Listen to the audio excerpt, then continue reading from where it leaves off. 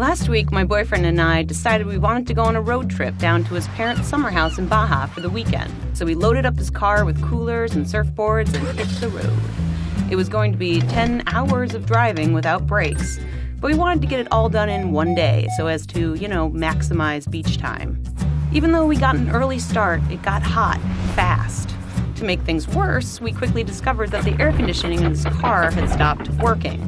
The combination of the black seat leather, the unadulterated sunlight coming through my open window, and the heat and humidity soon turned my lower back into a seething lagoon of sweatiness. Obviously, it gets worse. The more I felt myself sweating, the more I resolved myself not to move away from the seat back. After all, if I did, I would reveal a disgusting damp patch the size of a child. Except that the more I stayed exactly where I was, the more I sweated, and therefore the more imperative it became that I not move. It was the sort of nightmare scenario from which people wake up in cold sweats and then realize that they're in that exact scenario because of how much they're sweating, and then wake up again for real, because of Inception. Obviously, it gets worse, because 2 hours in, I started having to pee, and badly. My boyfriend noticed I was squirming in my seat and gallantly pulled into a rest stop, but, like the proverbial immovable object, I would not be moved.